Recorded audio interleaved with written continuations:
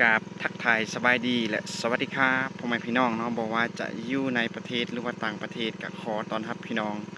ทุกคู่ทุกคนน้องเขาสู้ซองบ่าวแพงเราเนื้ออีกคือเก่าคือเดิมกันเด้อพี่น้องเนาะมื้อนี้มาพบมาพอกับแพงก็อยู่ในชุดที่ว่าแปลกพี่น้องเนาะบางคนอาจสิบ่เคยเห็นนะอันนี้ก็คือชุดทำงานที่ว่าแพงใส่ในการเฮ็ดเวียกประจำวันในเวลาที่แพงไปเฮ็ดไร่เฮ็ดสวนพี่น้องเขาก็จะใส่ผ้าปกหน้าหรือว่าปกหน้าปกตาเพื่อบ่ให้มีขี้ฝุ่นหรือว่าถึกแสงแดดพี่น้องเพราะว่าเขาก็เฮ็ดเวียกหยังก็อย่าต้องคำนึงถึงสุขภาพเป็นหลักพี่น้องแล้วก็มื้อนี้เนาะแพงก็สิพาพี่น้องเฮาไปเบิ่งการฉีดยาฆ่าหญ้าพี่น้องเพราะว่าอยู่บ้านบ่าวแพงฤดูกาลนี้ก็เป็นฤดูกาลทำการผลิตพี่น้องแต่ว่าก่อนที่เฮาจะทำการผลิตนั้นเฮาก็ต้องได้กำจัดวัชพืชทันก่อนพี่น้องโดยเฉพาะก็คือวัชพืชที่ว่าอยู่ในสวนสาลิข้าวโพดพี่น้องเพราะว่าเมื่อวานเนาะเราได้ปลูกสาลิข้าวโพดแล้วก็มื้อนี้เราก็ไปฉีดยาฆ่าหญ้าพี่น้องเดียวเราจะให้พี่น้องเราได้เบิ่งเนาะวิธีการฉีดยาฆ่าหญ้าว่าอยู่ในชนบทลาวเรานำใช้กันแนวใดเด้เนาะพี่น้องแต่ว่าก่อนจะไปเบิ่งนั่นก็สิให้พี่น้องเราได้เบิ่งภาพบรรยากาศอยู่ในภายในสวนพี่น้องเพราะว่ายามนี้ก็เข้าสู่ฤดูการทำการผลิตก็สิให้พี่น้องเราได้เบิ่งบรรยากาศในการเฮ็ดไร่เฮ็ดสวนอยู่ในชนบทลาวเนาะว่าสิเป็นจังใดก็สิให้พี่น้องเราไปเบิ่งนํกันเลยเนาะพี่น้องไปตอนนี้เนาะพี่น้องเราก็สิพาพี่น้องเราไปเบิ่งบรรยากาศอยู่ในไร่ในสวนอยู่ในชนบทลาวพี่น้องโดยเฉพาะก็คืออยู่ทางภาคเหนือของประเทศลาวเฮาเนาะพี่น้องหลักๆก็คืออาชีพของชนเผ่าขมุเฮาพี่น้องตอนนี้ก็ก้าวเข้าสู่ฤดูการทำการผลิตข้าวโพดพี่น้องก็เริ่มปลูกข้าวโพดกันแล้วพี่น้องเนาะบางครอบครัวก็ได้ปลูกแล้วบางครอบครัวก็ยังบ่ทันได้ปลูกเนาะอันนี้ก็คือแคมส่วนพี่น้องนี่ก็เป็นหน้าผาหินที่ว่าสูงสมควรพี่น้องนี่ประมาณ200-300 เมตรก็บางทีก็น่าจะฮอด500 เมตรก็เป็นได้พี่น้องสูงๆจังซี่เนาะเฮาก็สังเกตเบิ่งก็บ่เห็นสัตว์เนาะพี่น้องเพราะว่าเฮาอยู่มอขึ้นไปคันว่าเฮาอยู่ระยะไกลก็สิเห็นสัตว์น้อยนึงเนาะอันนี้มันอยู่ไกลขึ้นมอขึ้นไปพี่น้องอันนี้ก็คือบอนที่ว่าชาวบ้านเฮาทำการผลิตพี่น้องกำลังจูดเกี่ยงแปลนอยู่เนาะยังบ่ทันได้ปลูกสาลีข้าวโพดเทื่อพี่น้องแล้วก็มื้อนี้เนาะของน้องสายของแพงก็ได้ปลูกหมู่บ้านเนาะพี่น้องแล้วก็มื้อนี้เฮาก็ได้มาฉีดยาฆ่าหญ้าพี่น้องเดี๋ยวจะให้พี่น้องเฮาได้เบิ่งบอนที่ว่าเฮาฉีดหญ้าหรือว่าเทคนิควิธีในการฉีดยาฆ่าหญ้าว่าสิเป็นจังใดเฮาสิมีวิธีแนวใดเนาะก็ให้เบิ่งนํกันพี่น้องตอนนี้เนาะเฮาก็บ่ค่อยได้ยินสัตว์ปานใดเพราะว่าจักเนาะพี่น้องจักฉีดยานี้ก็คือบอนที่ว่าเฮาพ่นยาเนาะผสมยาฆ่าหญ้าอยู่นี่เนาะพี่น้องแล้วก็จักของเฮาก็สิวางไว้หม้อจังซี่เนาะพี่น้องทั้งเพื่อนบ้านของเฮาโดยเฉพาะคือฝั่งไทยก็น่าจะรู้ดีเนาะพี่น้องเพราะส่วนหลายเทคนิควิธีจังซี่ก็ทางฝั่งไทยเฮานำใส่มาก่อนนะพี่น้องแล้วก็อันนี้ก็คือเป็นยาฆ่าหญ้าพี่น้องนะยาฆ่าหญ้าก็นำเข้าจากประเทศไทยพี่น้องเพราะว่ามาเปลี่ยนเป็นภาษาลาวพี่น้องเพื่อให้ชาวบ้านเฮาได้รู้วิธีหรือว่าเทคนิคในการนำใส่อย่างชัดเจนเนาะก็เลยนำใส่เป็นภาษาลาวเนาะแล้วก็ตอนนี้เฮาก็ได้วางสายฉีดยาของเฮาด้วยระยะไกลเนาะไกลสมควรพี่น้อง500 เมตรพี่น้องเดียวจะพาพี่น้องเฮาขึ้นไปเลาะเบิงบอนที่ว่าเฮาฉีดยาก็ถือว่าไกลสมควรพี่น้องเป็นภูสูงๆเลยนะเดี๋ยวจะให้พี่น้องเฮาได้เบิงไปนํกันพี่น้องสายก็แล่นยาวๆไปเนาะ500 เมตรพี่น้องตอนนี้เนาะพี่น้องเฮาก็สิให้พี่น้องเฮาได้เบิงบอนที่ว่าเฮาฉีดยาเนาะพี่น้องส่วนของเฮาก็อยู่ไกลพุ่นเนาะพี่น้องสังเกตก็สิเห็นพุ่นเนาะไกลๆพุ่นเพราะว่าน้องสายของแพงแล้วก็พ่อแม่เนาะไปฉีดยาพี่น้องอยู่จอมภูสูงๆเนาะนี่อันนั้นก็คือสายฉีดยาพี่น้องสายฉีดยาที่ว่าเฮาแล่นขึ้นไปเนาะเฮาเน่งสายขึ้นไปเนาะเฮาแล่นวางใส่ตามขึ้นจอมภูสูงๆพี่น้องเนาะโดยระยะทางที่ว่า500 เมตรพี่น้องก่อนที่ว่าเฮาจะฮอดส่วนก็ไกลสมควรพี่น้องอยู่ในภูในผาจังซี่เนาะเพราะว่าอยู่ภาคเหนือของเฮาก็บ่ค่อยได้มีท่องเพียงพี่น้องส่วนหลายก็แม่นแต่ภูเพียงภูสูงจังซี่เนาะพี่น้องก็ถือว่าเมื่อยสมควรสำหรับการเฮ็ดสวนสาลิข้าวโพดพี่น้องก็ ต้องได้ใช้ความอดทนพยายามเนาะก่อนสิได้ข้าวโพดเป่า1 เม็ดหนึ่งกับบ่แม่นง่ายพี่น้องเนาะอันนี้ก็ให้พี่น้องได้สังเกตเบิ่งวิถีชีวิตการดำรงชีวิตการทำมาหากินของคนชนเผ่ากะหมู่พี่น้องเนาะส่วนฝากนั่นพี่น้องก็คือเป็นส่วนชลิข้าวโพดคือกันพี่น้องที่เขาเจ้าเฮ็ดอยู่ตามตีนผู้พี่น้องหน้าผาสูงๆเนาะผู้ก็มีแต่ก้อนหินพี่น้องเขาเจ้าก็ทางไปหมดแล้วเนาะเหลือแต่ผ้าหินพี่น้องแล้วก็ยับมาฝากพี่เนาะก็คือเป็นบอนหน่วยผู้ที่ว่าแผงให้พี่น้องเขาได้สังเกตเบิ่งนํกันในเมื่อกี้เนาะพี่น้องนี่ก็ผู้สูงๆงามๆเนาะพี่น้องกับวิวที่ว่าผู้สูงสมควรพี่น้องสังเกตเบิ่งตอนนี้ตะเวนก็ยังบ่ทันตกดินเถื่อเนาะยังสูงอยู่พี่น้องเฮากะจิเฮ็ดเวียกให้มันตะเวนตกดินให้มันแล้วเวียกของเฮาจึงได้เมื่อบ้านพี่น้องเนาะสังเกตเบิ่งนํกันพี่น้องความลำบากความทุกข์ยากขนาดพี่น้องเฮาอยู่ในชนบทลาวก็ต้องได้ใส่ความอดทนจึงอยู่รอดเนาะพี่น้องคันว่าผู้ใดบ่มีความอดทนก็ถือว่าบ่สามารถกุมอยู่กุมกินพี่น้องเนาะเฮาก็ต้องได้ใส่ความอดทนพยายามไปแต่ละวันเนาะพี่น้องกว่าจะได้เงินกีบ1 บาท 1ก็บ่แม่นง่ายเนาะพี่น้องเฮือไหลไข่ย่อยพี่น้องต้องได้ใส่ความสู้ซนไปแต่ละวันพี่น้องเพราะว่าเฮาก็บ่มีทางเลือกอื่นพี่น้องหลักๆก็คือเป็นชาวไร่ชาวสวนจังซี่เนาะพี่น้องสังเกตเบิ่งไปนํกันกับบรรยากาศยามแลงพี่น้องตะเวนกำลังสิตกดินพี่น้องเฮาก็สิกลับไปอยู่บ่อนที่ว่าเฮาผสมยาพี่น้องเพราะว่าเฮาก็เฝ้าจักมื้อนี้แพงก็มารับหน้าที่เป็นผู้ผสมยาเนาะพี่น้องส่วนน้องทรายก็มีหน้าที่ฉีดยาฆ่าหญ้าพี่น้องเฮาก็สิพาพี่น้องเฮากลับไปอยู่ลุ่มพักผ่อนเตรียมผสมยาเนาะเพราะว่ามันหมดทางหนึงเฮาก็สิได้เติมยาแล้วก็ผสมอีกเนาะก็กลับไปเบิ่งนํกันเลยพี่น้องตอนนี้เนาะพี่น้องเฮาก็ได้มาเฝ้าเบิ่งจักของเฮาพี่น้องก่อนที่ว่าเฮาผสมยาเนาะต้องได้พกหน้าพกตาจังซี่เนาะพี่น้องเพื่อบ่ให้สารเคมีหรือว่าสารที่อยู่ในยาฆ่าหญ้ามาเข้าอยู่ในสุขภาพของเฮาพี่น้องเราก็ต้องมีการป้องกันเพราะว่าสารเคมีชนิดนี้เนาะมันก็สิบ่ให้แห้งปานใดเนาะเพราะว่าเฮาใช้ถูกวิธีแล้วก็มีการป้องกันเนาะก็จำเป็นต้องได้ใส่พี่น้องคันเฮาจะเฮ็ดแบบธรรมชาติก็บ่ทันเนาะพี่น้องเพราะว่าเฮาเฮ็ดเป็นสินค้าพี่น้องคันเฮาจะเฮ็ดแบบธรรมชาติก็สิบ่ทันพี่น้องเฮาก็จำเป็นต้องได้ใส่สารเคมีเข้ามาช่วยพี่น้องก็ตอนนี้เฮาก็สิกลับไปนั่งอีกครั้งหนึงพี่น้องพักผ่อนอีกครั้งหนึงเนาะหลังจากยาเขาหมดเฮาก็จะมาเติมอีกพี่น้อง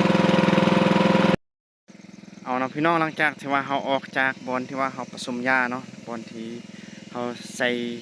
จักฉีดยาเนาะเฮาก็ต้องได้ปลดผ้าออกเนาะเพื่อให้มันสบายอกสบายใจพี่น้องในการหายใจพี่น้องเฮาก็กลับมาอยู่พี่เนาะแต่ว่าก่อนสินั่งพักผ่อนก็สิให้พี่น้องเฮาได้สังเกตเบิ่งภาพบรรยากาศเล็กๆน้อยๆเนาะอยู่ในไร่ในสวนยามแลงพี่น้องเนาะไปเบิ่งนํกันเลยพี่น้องบ่อนนี้เนาะพี่น้องก็คือเป็นบ่อนที่ว่าเขาเจ้ามาจูดพี่น้องจูดสวนอยู่ในแคมป์สวนจังซี่เนาะพี่น้องบ่อนใดก็คือเป็นบ่อนทำการผลิตกันหมดพี่น้องบ่ว่าจะอยู่นับผาหินจังซี่วางบ่อนใดที่ว่า2วางที่มีดินเขาเจ้าก็ยังปลูกได้อยู่พี่น้องก็จำเป็นเนาะพี่น้องขยายพื้นที่ทำการผลิตได้ซำใดก็เอาเนาะเป่า1 2เป่าก็จำเป็นพี่น้องเฮาบ่ได้เจตนาทำลายป่าไม้พี่น้องแต่ว่าเฮาก็ต้องมีความจำเป็นในการดำรงชีวิตพี่น้องทุกชีวิตล้วนแล้วแต่ทำมาหากินพี่น้องเฮาก็จำเป็นมีความจำเป็นเนาะจึงได้มาเฮ็ดไร่เฮ็ดสวนพี่น้องเฮาก็บ่ได้ตั้งใจที่ว่าจะทำลายในขนาดใหญ่พี่น้องเพราะว่าแถวนี้ก็เป็นดินบนรัฐบาลเพิ่นเปิดให้ทำการผลิตพี่น้องบ่ได้แม่นป่าห่วงห้ามบ่แม่นป่าสงวนเนาะเขาเจ้าก็จำเป็นต้องได้ทำการผลิตพี่น้องอันนี้สำหรับบ่อนี้เนาะเขาเจ้าก็บุกเบิกเฮ็ดเป็นนาคันไดพี่น้องหรือว่านาบันไดสำหรับพี่น้องฝั่งไทยเขาเอิ้นนาบันไดเนาะพี่น้องก็เขาเจ้าก็เริ่มเฮ็ดปีนี้เริ่มไถเริ่มปรับเป็นไรเนาะพี่น้องไรน้อยๆเนาะไรก็บ่ได้กว้างใหญ่ พี่น้องเพราะว่าเฮาก็บ่ได้มีท่องเพียงอาศัยอยู่ตามห้องตามห้วยจังซี่เนาะบ่อนใดที่มีพื้นที่กว้างหน่อยหนึงก็เจ้าก็สิดุดเฮ็ดเป็นนาพี่น้องเพื่อปลูกข้าวนาเลี้ยงชีพในชีวิตประจำวันเนาะพี่น้อง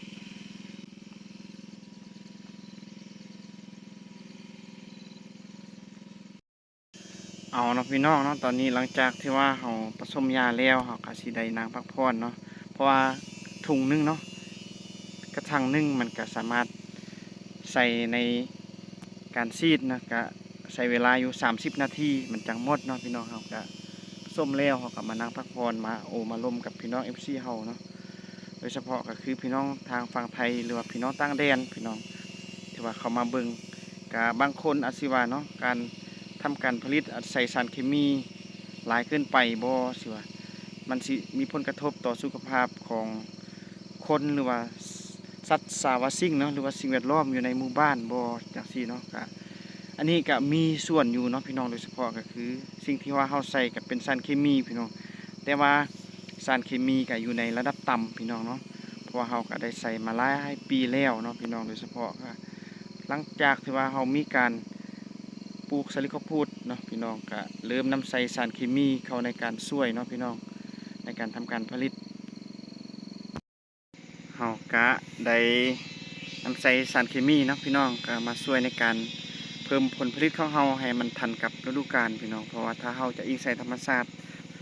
มันก็เป็นไปบ่ได้แล้วเนาะพี่น้องเฮาก็จำเป็นต้องได้ใส่สารเคมีแต่ว่าเฮาก็มีวิธีในการนำใส่และก็การป้องกันพี่น้อง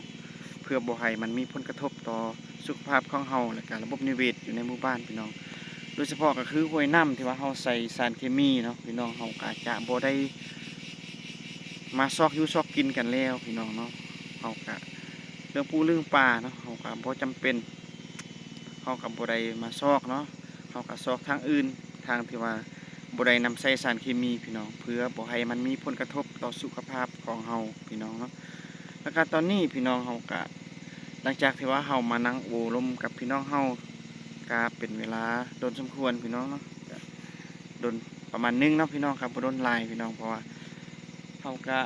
บ่ค่อยได้มีเวลาพี่น้องเนาะที่ว่าจะมาอัดคลิปทักทายโอลมกับพี่น้องเฮาพี่น้องอาจสิขาดเคลื่อนๆแน่พี่น้องเนื่องจากแต่ละมื้อเนาะแพงต้องไปซอกเอาแรงงานนำชาวบ้านพี่น้องนำพี่นำน้องเพื่อมาช่วยในการปลูกสาลีข้าวโพดพี่น้องเดี๋ยวสิให้พี่น้องเฮาได้เบิ่งเนาะตอนที่ว่าแพงไปช่วยพี่น้องเฮาแต่ละมื้อเนาะแพงก็ได้เก็บภาพบรรยากาศบางส่วนมาให้พี่น้องเฮาได้เบิ่งตอนที่ว่าไปปลูกสาลีเนาะว่าจะเป็นจังใดก็ให้พี่น้องเฮาได้เบิ่งพี่น้องเนาะ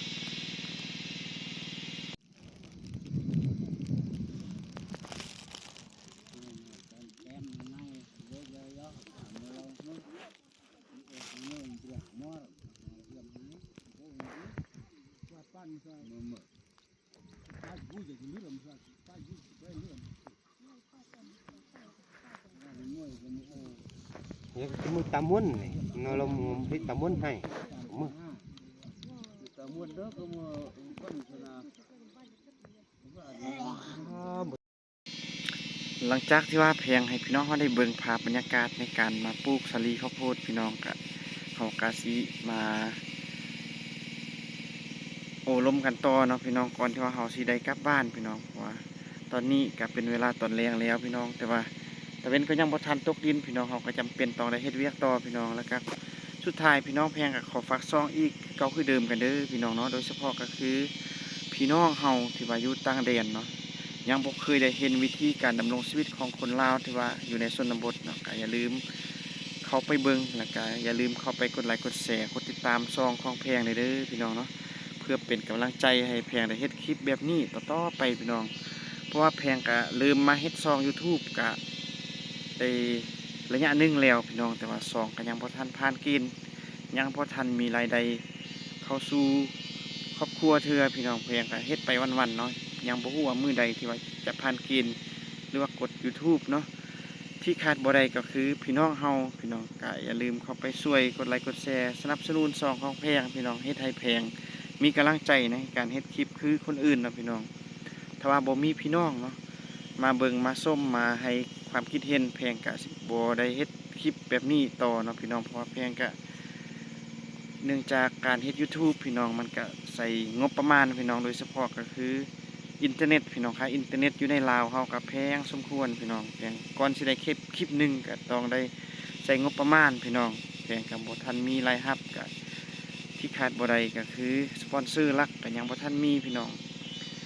เขาก็จำเป็นเพราะว่าใจเฮามักเนาะเฮาก็เริ่มเฮ็ด YouTube ได้ระยะหนึงแล้วพี่น้องแต่ว่ายังบ่ทันมีรายได้สุดท้ายนี้พี่น้องแพงก็สิได้กลับบ้านพี่น้องเนาะ